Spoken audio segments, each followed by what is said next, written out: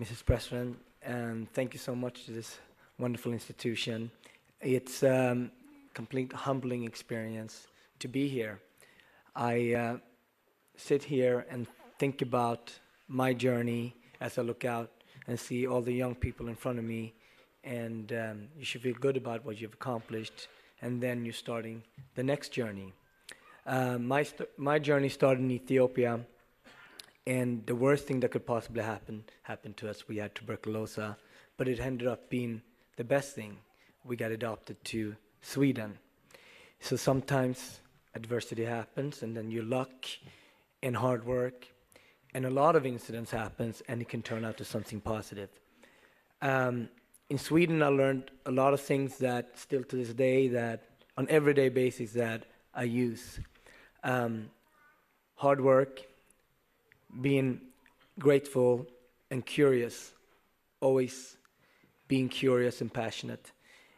I had no idea that my Swedish grandmother's cooking would have such an impact on me, that I'm 25, 20 years later can stand here in front of you. But it is these things that we learn at home and we keep polishing along the way that actually sometimes becomes your destiny. Even if you don't professionally work with it, I think each one of us sort of draw back from those tools and we use it on our everyday.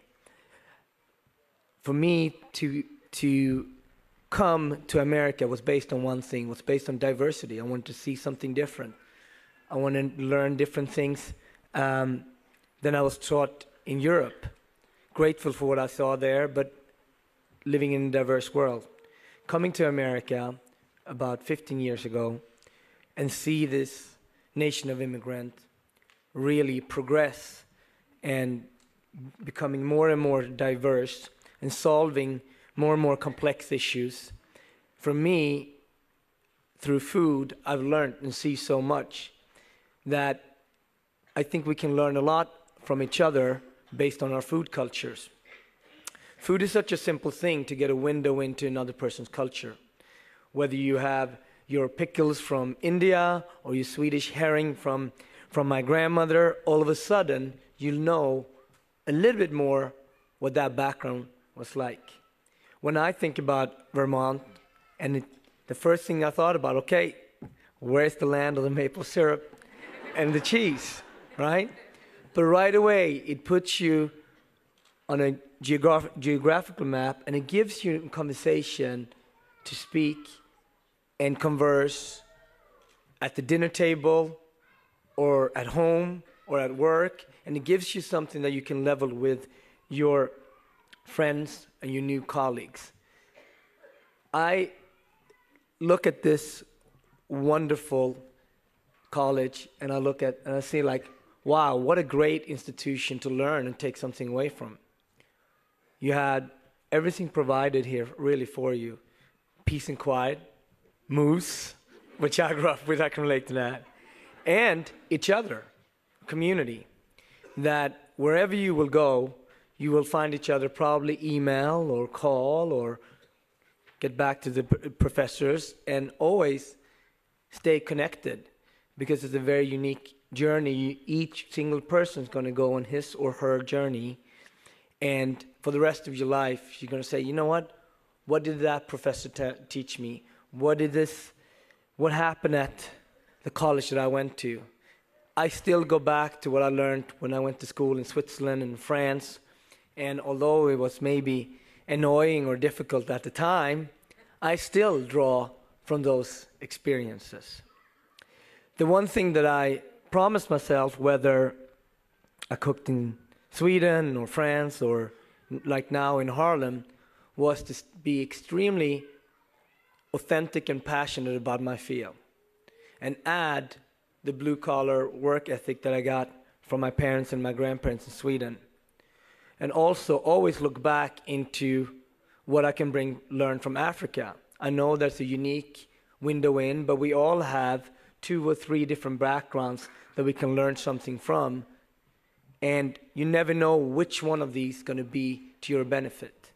As I look here, I hear a story from Sudan. I think it's absolutely amazing to come here and do so well. It's so inspirational, and so much that you can teach. I've probably taught the other students about a place that we know on the map, but it's probably very foreign to most students. So I think that shows diversity at its highest. I also promised myself to always keep asking questions and being curious in my field. And this thing about being curious and questioning things in a respectful way, I think is the key. If you wouldn't have asked a lot of questions and questioned things, this little thing like Facebook wouldn't have been around.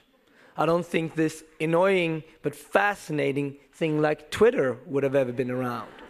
So wherever you guys are going to go to, in a respectful way, in a passionate way, keep asking questions of yourself and keep asking questions of the institutions you're in, because you actually can sit on change.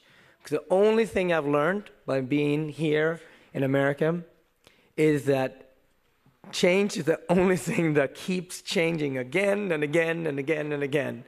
So whoever sits on all the information and all the power, but stops asking themselves questions, a couple of years is not going to do it. It really belongs to you guys. So I say congratulations to that. I'm extremely humbled and honored by being part of Southern Vermont family now. And hopefully I can come back, and I want to hear your stories. You can come to the restaurant, or you can email me and ask me any questions about food. If I don't have the answer, I will seek the answer, and most likely you guys probably have the answer before me. Thank you very much.